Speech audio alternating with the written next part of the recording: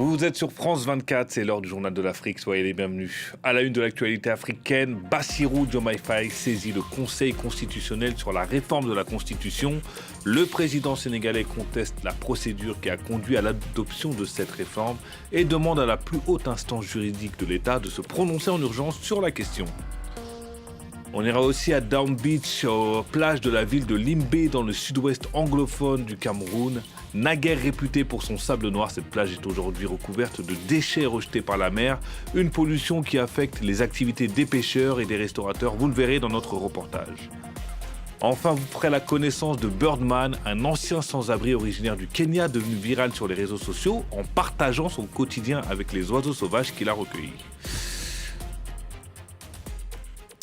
Au Sénégal, nouvelle dissension entre Bassirou Diomaye Faye et le PASTEF. Le président de la République a saisi le Conseil constitutionnel sur la réforme de la Constitution, adoptée le 29 juin par l'Assemblée nationale. Cette réforme réduit les pouvoirs du chef de l'État tout en renforçant ceux de l'Assemblée. Dans un communiqué, le groupe parlementaire du PASTEF a critiqué la démarche du président sénégalais. On écoute les explications de notre correspondant à Dakar, Eliman Dao. La révision constitutionnelle adoptée le 29 juin par l'Assemblée nationale viole-t-elle la Constitution sénégalaise? C'est à cette question que les 7 sages du Conseil constitutionnel doivent répondre après la saisine par le président de la République, Bassirou Diomaye Faye, qui espère une réponse rapide du Conseil constitutionnel sous 8 jours. Une saisine qui concerne la forme de cette révision constitutionnelle, une révision qui a laissé éclater au grand jour les divergences entre le président de la République et l'Assemblée nationale sur les points clés de cette révision. Le président sénégalais qui ne pourra plus diriger un parti politique et qui ne pourra dissoudre l'Assemblée nationale qu'une seule fois par mandat, une révision qui renforce parallèlement les pouvoirs de l'Assemblée nationale. L'option du référendum était la première option à privilégier selon le ministre sénégalais de la Justice à la tribune de l'Assemblée nationale le 29 juin, mais le président de la République semble temporiser avec cette saisine du Conseil constitutionnel. Le groupe parlementaire du PASTEF, le parti largement majoritaire à l'Assemblée nationale du Sénégal, a réagi à travers un communiqué et dénonce une sorte de rétropédalage du président de la République.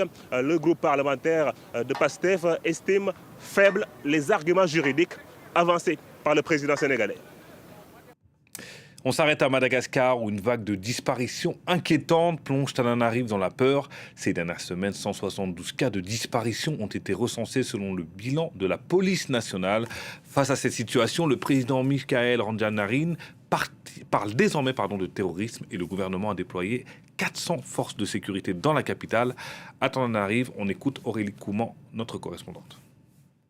Il suffit d'ouvrir les réseaux sociaux ces dernières semaines à Antananarive pour voir défiler les avis de recherche des enfants surtout, mais également des adultes disparus. Une vague qui plonge la capitale malgache dans une véritable psychose. Selon le bilan de la police nationale, 172 cas de disparition ont été recensés, 81 personnes ont été retrouvées vivantes, 8 personnes ont été assassinées et 83 personnes manquent toujours à l'appel. Selon le service de protection des mineurs, les enfants retrouvés vivants sont actuellement hospitalisés. Pour la plupart, ils ont été retrouvés inconscients avec des traces de coups et blessures et incapables de se souvenir de leur captivité. Une maman me confiait justement ce matin qu'elle n'osait plus laisser sortir son enfant seul à partir d'une certaine heure. Face à cette pression, le gouvernement a décidé de réagir. 400 forces de l'ordre ont été déployées dans toute la ville. Un centre opérationnel a été ouvert afin de coordonner les recherches et des fouilles généralisées de véhicules ont actuellement lieu. Après s'être rendu auprès des familles des victimes, le colonel Michael Randrianarine a qualifié la situation de terrorisme et a évoqué une stratégie visant à déteindre l'image de Madagascar à l'international. Pour l'instant, aucun coupable n'a été désigné. Les autorités promettent des réponses rapides.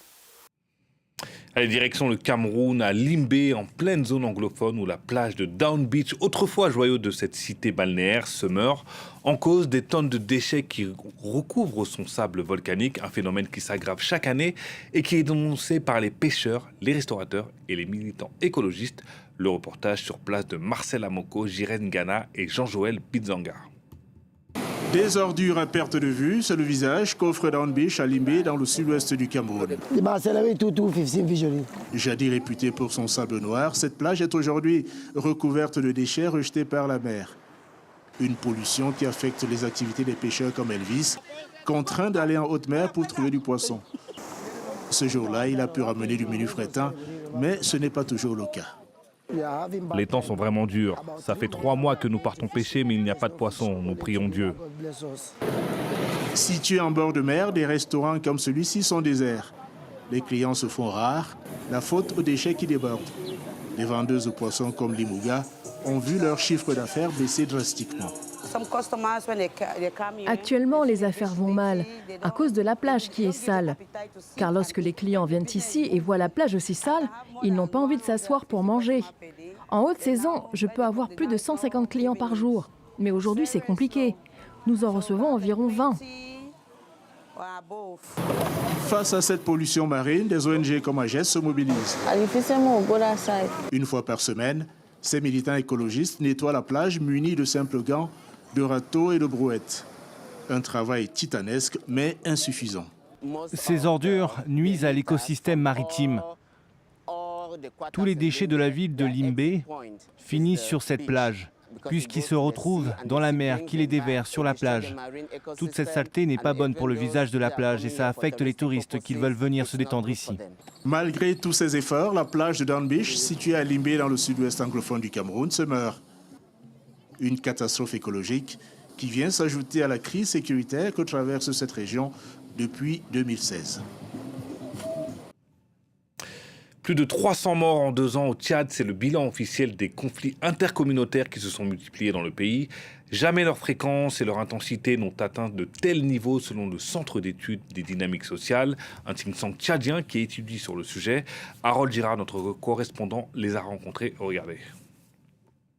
Le fléau est très ancien mais n'a jamais autant secoué la société tchadienne qu'actuellement. Le mois dernier, les autorités ont repéré 5 événements différents répondant aux caractéristiques des conflits entre communautés, des dizaines de morts au total et un constat qui reste toujours le même. La raréfaction des ressources naturelles du pays exacerbe les conflits entre ces différentes communautés, des disputes si fréquentes qu'elles poussent les différents protagonistes à mieux s'armer, mieux s'organiser pour remporter les affrontements. Les conflits intercommunautaires sont en train de devenir presque systémiques. Et il y a une caractéristique très forte, c'est le mode de mobilisation pendant les affrontements qui a grandement évolué. Il y a une dynamique qui ressemble à une dynamique de milicisation. Des membres des communautés professionnelles ou ethniques, ils sont éparpillés, mais ils ont une grande capacité de se mobiliser en un temps record et de s'organiser sous forme de milices pour certaines communautés. Selon les chercheurs du C10, ces 2 dernières années, c'est au moins 400 personnes qui ont été tuées au Tchad à l'occasion de conflits intercommunautaires. Récemment, le ministre de la Sécurité publique, mais également le président de la République tchadien, ont affirmé que des contrôles plus sévères seraient mis en place à travers les communautés civiles pour endiguer la circulation des armes dans le pays. Au Mondial 2026, J-1 avant le très attendu choc entre le Maroc et la France en quart de finale. Le coup d'envoi du match aura lieu ce jeudi à 20h temps universel. Les Marocains de leur côté espèrent prendre leur revanche après la défaite 2-1 en demi-finale contre ces mêmes Français. En 2022, c'était au Qatar. On va écouter tout de suite des supporters des Lions de l'Atlas à Boston, où aura lieu la rencontre. On les écoute. La France est une équipe solide, mais j'espère que cette année, l'équipe nationale du Maroc l'emportera, si Dieu le veut. Espérons un 3-1, voire un 3-0. Nous avons une équipe nationale solide et un entraîneur européen, un coach de classe mondiale qui mérite vraiment de réussir. Le peuple marocain mérite aussi cette joie. Nous attendons ce moment depuis de longues années.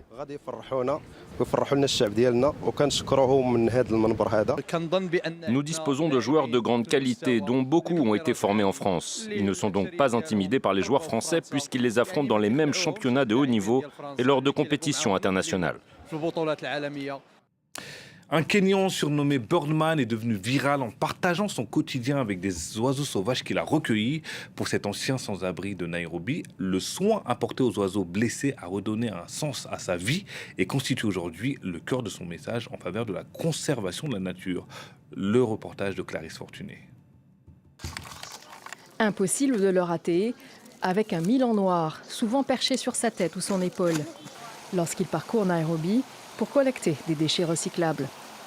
Le sauvetage d'oiseaux blessés a changé sa vie après plusieurs années passées dans la rue.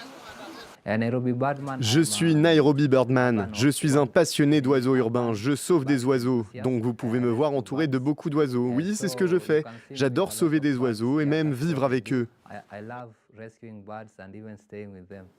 Maguta prétend avoir sauvé plus de 20 oiseaux au fil des années, parmi lesquels des marabouts d'Afrique, des ibis, des hiboux, des pigeons et des milans noirs. Mais sa relation très étroite avec ces animaux suscite des inquiétudes. Après la publication de vidéos le montrant en partageant ses repas avec des pigeons et d'autres oiseaux, les autorités sanitaires kenyanes ont averti qu'un contact prolongé avec ces animaux pouvait accroître le risque de maladies zoonotiques transmises aux humains par des animaux. Maguta estime toutefois que ces craintes sont exagérées. Je suis au courant qu'il y a des maladies, mais pour moi, j'ai vécu dans la rue, on mangeait ensemble, on dormait ensemble dans le froid, et il ne m'est jamais rien arrivé. En ce moment, je travaille sur une décharge où je trie des matériaux recyclables. Selon lui, vivre aux côtés de ces oiseaux prouve que les êtres humains et la faune sauvage peuvent cohabiter. Il espère que sa popularité sur les réseaux sociaux incitera davantage de personnes à s'engager en faveur de la protection de la nature. Et c'est la fin de cette édition. Merci de nous avoir suivis. Restez sur France 24, l'information continue.